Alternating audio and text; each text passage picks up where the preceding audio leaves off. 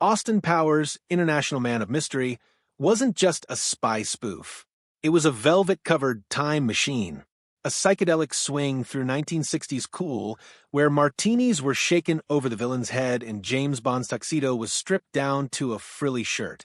But behind the crushed velvet and cheeky winks, the film nearly lost its mojo before the first take. Jim Carrey came close to swiping Dr. Evil's pinky. Half the film was released in freewheeling improvisation, and one sinister real-life crime involving the cast went well beyond anything the script had the guts to reach. These are the 20 strange facts behind Austin Powers, a film that redefined comedy, inspired James Bond himself, and showed that cool is eternal, baby. If this kind of story touches your heart, if you're someone who cares about truth, responsibility, and speaking up for the voiceless, please like this video, subscribe to our channel StarVault TV, and share it with someone who should hear it. Let's get started. It all started not with a script, but with a band. Before Austin Powers ever sipped martini or dropped a baby, he was just a man in a velvet suit fronting a fake group called Ming T. In the early 1990s, Mike Myers teamed up with Matthew Sweet and Susanna Hoffs of the Bangles to create this parody 1960s pop outfit. On stage, Myers wasn't Myers, he was already Austin. The wig, the teeth, the shagadelic choreography, it was all there. Ming T played psychedelic pop, told cheeky jokes between songs, and leaned so heavily into British invasion attitude that fans swore the Beatles had just wandered into a bachelor party. Show to show, the character cut into sharper focus. Myers' then-wife, Robin Rosen, observed as she provided the push that made all the difference. This guy belongs on the big screen. That was the flip. The one-time stage gag turned into the germ of an international spy farce that would strut its way into history. The cinematic spark lit after midnight on an open road. Myers was driving home when he listened to Burt Bacharach's The Look of Love on the radio. The horns, the strings, the laid-back groove, it was something greater than music, a gateway. In an instant, Myers was transported back to the world his father had introduced him to, velvet sports jackets, swinging London nightclubs, and wacky spy equipment. From that fog, Austin was fully realized, the teeth, the glasses, the absurd self-assurance of a man who could rescue the world and still pull over for a saucy dance. Before the song reached its final notes, Austin Powers had been created in Myers' mind. That spark was not an accident. It lay deep in Myers' childhood.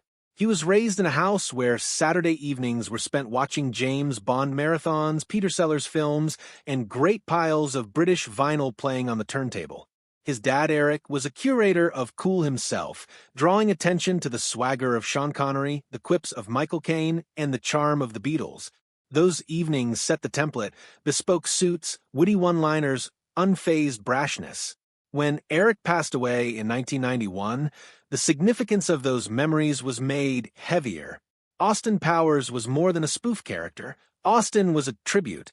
To the public, Austin was a joke. To Myers, he was family. And Myers didn't even get to play Austin's arch-nemesis. In early drafts, Dr. Evil, the bald, cat-stroking megalomaniac, was reserved for Jim Carrey. Hot from the mask in Dumb and Dumber, Carrey was Hollywood's reigning comedy king, and his rubbery mayhem looked just right. But his availability conflicted with Liar Liar. The door shut, and Myers made a gutsy choice. He would play the hero and the villain. Double the load, double the pressure. But it paid off. By playing both Austin and Dr. Evil, Myers provided a battle of opposites, a velvet mojo man versus a sterile menacing man, that provided the film with its rhythm. Casting Austin's tough and glamorous co-star Vanessa Kensington was another crossroads. The studio wooed Pamela Anderson, the world's most famous woman at the time, due to Baywatch. Combining Anderson's bombshell sex appeal with Myers' goofy spy was like marketing gold. But Anderson went for L.A. Confidential, and Elizabeth Hurley got the gig. It was a fate-filled choice. Hurley's refinement gave the ideal contrast to Austin's craziness, making the comedy rooted in a plausible chemistry that Anderson could not have conveyed. But behind the scenes there was trouble. Old SNL colleague Dana Carvey had been honing an impression of Saturday Night Live mastermind Lorne Michaels for years, effete Canadian with a staccato drawl and a pinky to the lip. When Austin Powers opened, Carvey felt as though it was his Michael's impression on the big screen without recognition. A Cold War developed between the X-Wing's world colleagues, one that persisted for years. Myers swore to it in public, but Carvey never really believed it. Keeping the film afloat was director Jay Roach. He was more than a traffic cop standing behind the camera. He redefined the film. Myers' initial draft resulted in 10 pages of Roach's feedback, refining jokes and quickening pacing. Roach possessed special insight. He was married to Susanna Hoffs, bassist for Ming T, and already steeped in the Austin Powers world. That familiarity gave him the confidence to prod Myers toward the best possible film. Then there was the improv. If a script was absurd, the set was complete anarchy. Myers and Roach had a bargain. Let the scenes breathe. Don't pin them down. Actors were given permission to push the envelope, riff lines, and break the others without breaking character. Almost half of the final cut was improvised. Dr. Evil's stammering pauses, Austin's over-the-top stares, random henchman one-liners, many were created on the fly. It provided the movie with its loose spontaneity, where fans really couldn't distinguish what was scripted and what was lightning in a bottle. The parody cut deeper than laugh at the surface levels. Austin Powers breathed James Bond across decades and exhaled him in Technicolor farce. The stroking cat villain, the laser sharks, the useless weapons, it was all there. But Myers and Roach did more than make fun. They remade Bond tropes to meticulous detail before cranking the goofiness to chaos. It was parody, sure, but also a love letter. Fans of Bond weren't offended. They were along for the joke. All were intentional.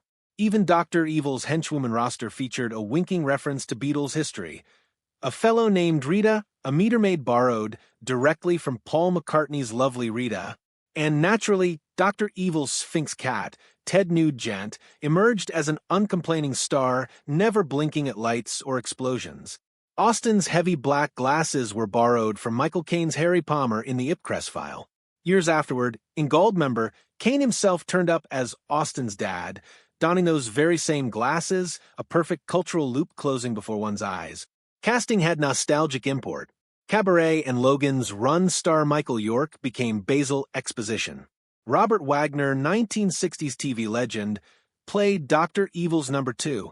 They weren't simply actors, they were reference to the very decade being parroted, lending the spoof real texture.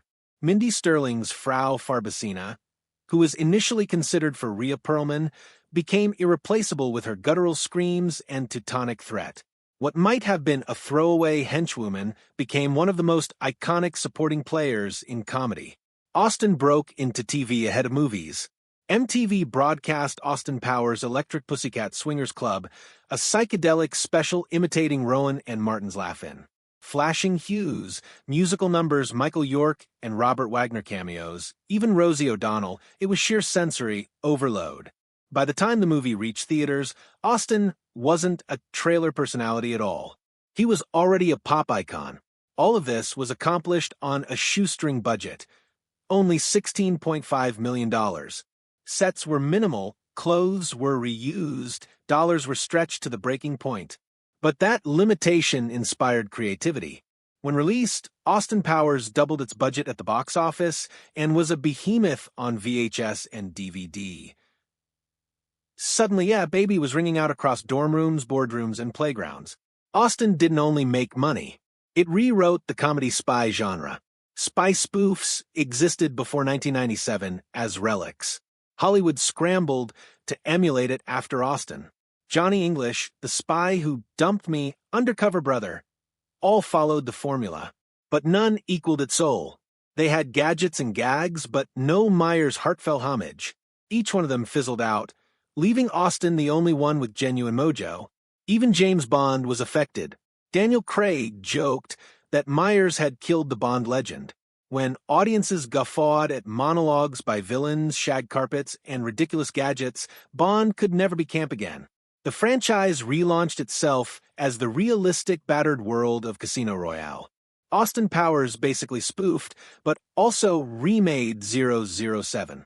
The franchise's quirks even trace back to Myers' family.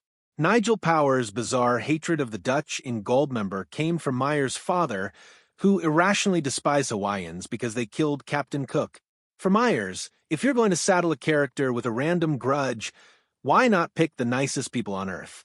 But behind the laughter was one dark truth. Random Task, the bowler hat-wearing assassin of Dr. Evil, was portrayed by Joe's son.